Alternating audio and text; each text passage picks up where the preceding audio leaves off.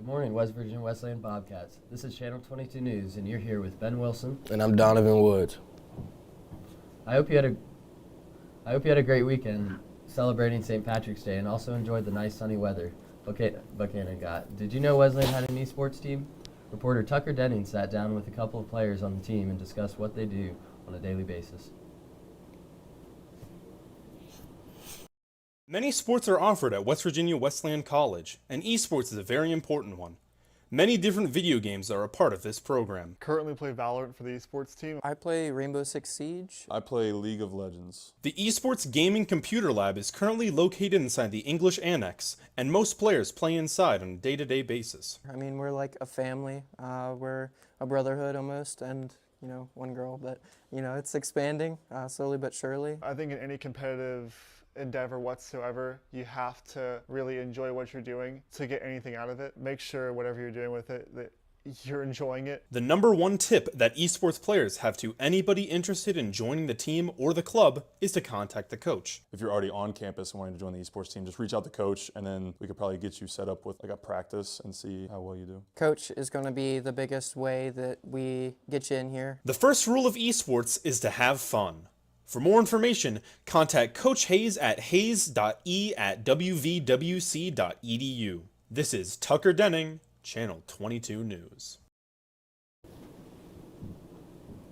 Thanks, Tucker. As school picks back up, we would like to see what our Bobcats did on spring break. Reporter Hunter has interviewed a few students on campus.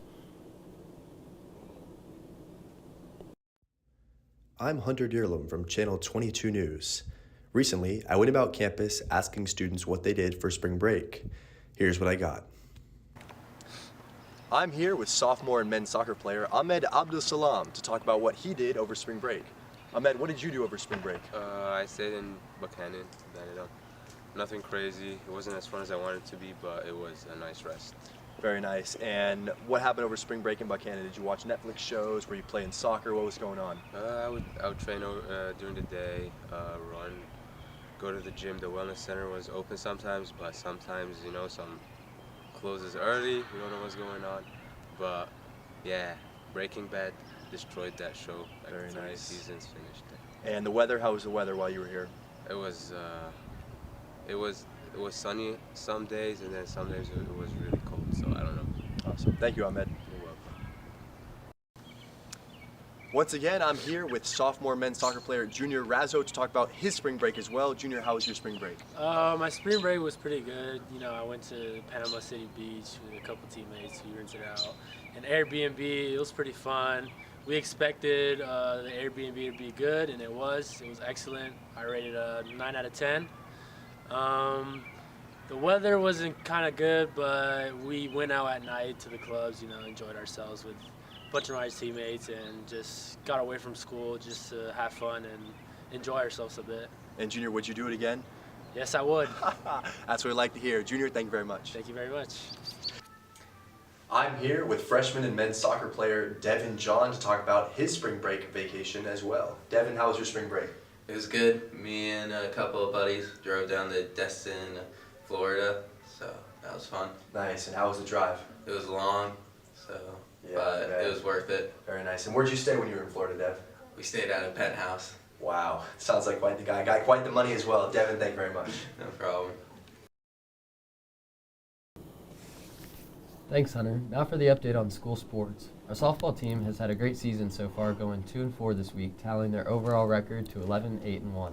On our track and field team, Kennedy Kunz secured a top 5 finish in javelin, finishing the highest Division II competitor in the event. Our tennis team dropped their conference opener. Donovan, can you give us an update on the weather and other events happening around campus? I certainly can, Ben. As mentioned last week, warmer days are here. We can expect some highs and lows for the temperature, with the high being around low 70s and mid 50s throughout the week, and then dropping to 40s during the night. We can also expect some rain Wednesday through Saturday, but for the most part, the weather should not be too cold. This week's Bobcat Entertainment will be hosting 2 exciting events. Friday, March 25th is a Kahoot-a-thon in Cats Club beginning at 8 p.m. Prizes include Amazon, and Walmart gift cards. And those that sign in for the event will get a Cat's Claw smoothie. Thank you, Donovan, for the updates about what's happening around our campus. Did you know Wesleyan has an art gallery? Reporter Chloe Perdue met with Crystal Brown and Danielle Wyckoff to talk about the latest Sleeth show.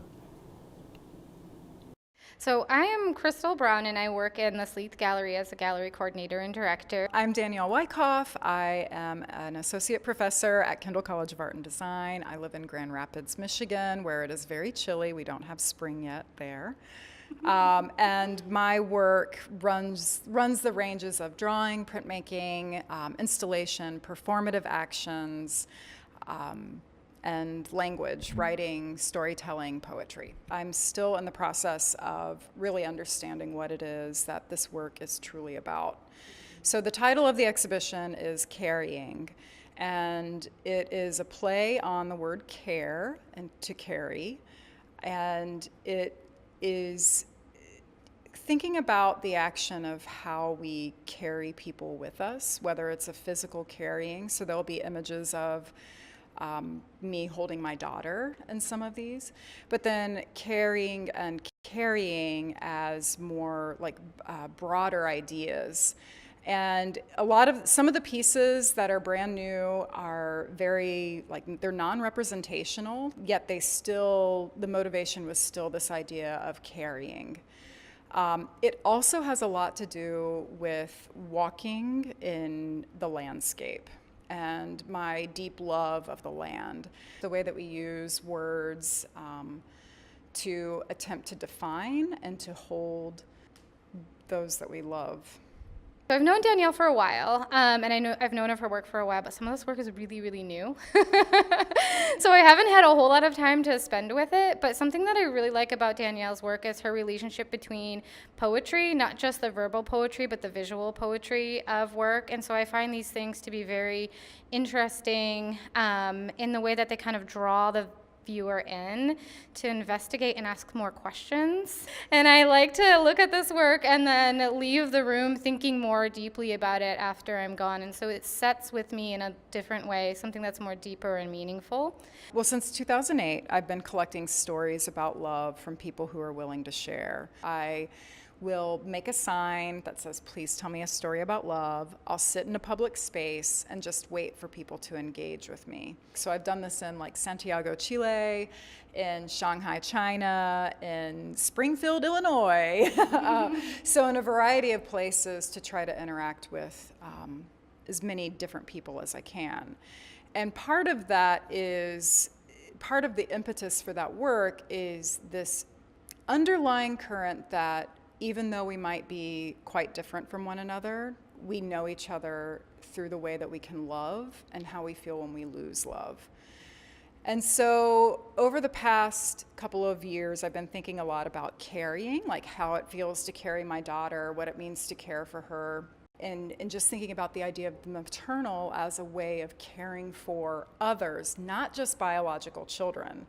And I know that Crystal's done work like this and understands deeply. The performative action that I'll be doing here is called A Prayer, a Wish, a Spell for Those You Carry. And it will be taking place over in this corner, and I will be inviting people to sit down with me to tell me who they carry with them. And while we're talking, I'll be molding a cast of their hands. And then people will be able to then choose symbols that represent their wishes for the person or thing that they carry, and then they'll leave it as an offering. So the exhibition opens on Thursday. The reception opening is 4:30 to 6, and there's going to be an artist talk at 6 o'clock. It's more like a gallery talk, so it'll be held in here. And then the exhibition runs until April 14th.